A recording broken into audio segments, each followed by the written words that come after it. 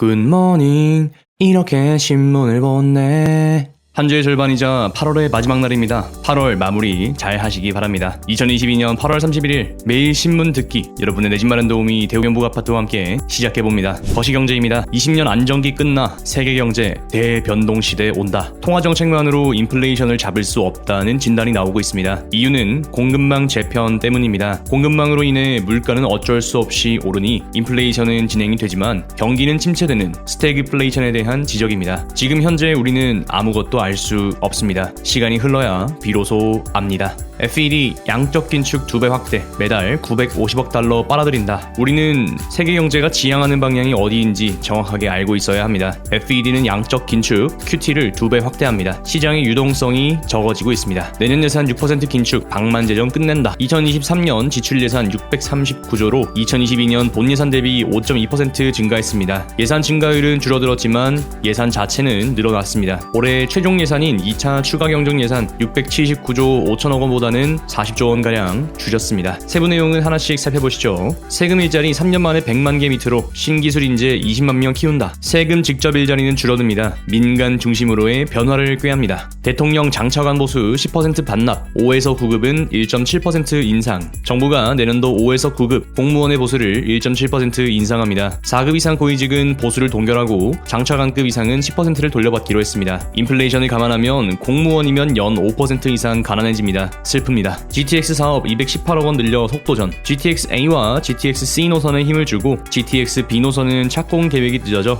힘이 살짝 빠집니다. 인천에서 실어하겠습니다. 승진하면 대출금리 인하되죠? 4건 중 1건만 받아들였다. 여러분, 금리 인하 요구권이라는 제도 들어보셨나요? 여러분이 승진을 하거나 소득이 현격하게 증가되면 금리 인하를 요구할 수 있는 제도입니다. 은행은 23.6% 수준으로 수용해줬습니다. 공시가 나왔으니 수용률을 높이고자 무작정 수용해주는 경우가 있을 수 있습니다. 수용폭에 대비해서 초기 금리를 높게 받으려는 움직임도 나올 수 있다는 예측입니다. 방역당국, 코로나 재유행 정점 지났다. 방역당국은 재유행의 정점이 지난 것으로 판단합니다. 위중증은 800명을 넘어갈 수도 있다라고 합니다. 다음 섹터입니다. 부동산. 집값 떨어지면 뭐하나, 살 수 있는 아파트가 없는데 한숨. 중산층이 대출받아 구입할 수 있는 아파트의 비중이 3% 미만입니다. 높아진 이자 부담과 절대적으로 비싼 아파트 가격 때문입니다. 전문가 80%, 내년에도 집값 하락. 전문가 50인 중 80%는 내년에도 집값이 하락할 것으로 예측했습니다. 기회군요. 금리 치솟고 주택정책 실망, 집값 상승 전망 4개월 새 확 뒤집혀 부동산 시장에 참여하는 연령대가 낮아지면서 포모와 퍼드가 훨씬 쉽게 일어나는 듯합니다. 빠르게 발생하는 집단 심리랄까요? 40년 묵은 케이블카, 홍준표 한마디에 급물살 탔다. 정부가 환경 영향평가 완화에 나섰습니다. 대구 팔공산과 강원 설악산 등 새 지자체장의 강한 의지에 속도가 나오고 있습니다. 저는 케이블카 개발로 관광 자원을 개발하는 것에 찬성합니다. 알프스 가면 스키 보드 타는 이들을 위해서 온 산이 리프트입니다. 다음 섹터입니다. 증시. 기업 대출 금리 8년 만에 연 4% 돌파, 연 4.21%. 기업들이 돈을 조달하기 어려워지고 있습니다. 기업 역시 수익률을 고민할 수밖에 없는 상황이군요. 업무용 카톡 따로 만든다고요? 신형 갤럭시로 2개 쓴다. 이 듀얼심은 정말 갖고 싶군요. 근데 휴대폰 자체가 너무 비쌉니다. 1년 기다려보겠습니다. 암호화폐 2조 불법 외환거래 꼬리 잡혔다. 김치 프리미엄을 노린 꼼수 거래입니다. 김치 프리미엄 들어보셨나요? 우리나라의 비트코인 시세가 외국의 비트코인 시세보다 높아서 일어난 현상입니다. 쉽게 말하면 환차의 거래입니다. 외국에서 싸게 비트코인을 사와서 우리나라에서 비싸게 판 거죠.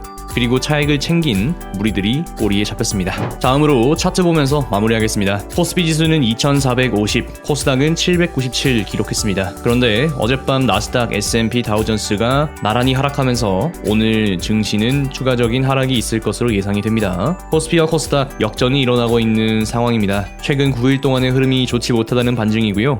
이게 기준선을 하회하기 시작하면 시세의 약세이다, 이렇게 생각해야 합니다. 나스닥은 마이너스 1.13%, S&P는 마이너스 1.1%, 다우존스는 마이너스 0.96% 기록했습니다. 여기가 지지선이 안 될 수 있다라는 코멘트를 드렸었는데 역시 추가적인 하방이 나오고 있는 모습을 살펴볼 수 있습니다. S&P와 다우존스 모두 마찬가지입니다. 비트코인입니다. 1.7% 하락했고요. 어제 양봉이 잠깐 나왔다가 다시 변동성을 키우고 있는 모습을 보여주고 있습니다. 2700을 넘어서야 비로소 전환의 트리거이다 이렇게 말씀을 드렸었는데 닿기도 전에 변동성이 커지는 모습을 확인할 수 있겠네요. 이러한 변동성은 오일에서도 마찬가지입니다. 원유 역시 마이너스 4.84% 등락을 거치면서 어마어마한 변동폭을 보여주고 있습니다. 해외 선물의 꽃은 원유라고 하는데 정말 꽃이군요. 미국 10년 국채는 큰 변동이 없이 마감을 했습니다. 달러원 환율 같은 경우에는 1349원 수준에서 종가 마감을 대기하고 있고요. 고점을 한 번 더 돌파하면서 1353원까지 올라갔다 왔습니다. 한번 추세를 받기 시작한 시세는 쉽사리 꺾이지가 않네요. 양봉이 3개째. 하락장에는 진짜만 살아남는다고 합니다.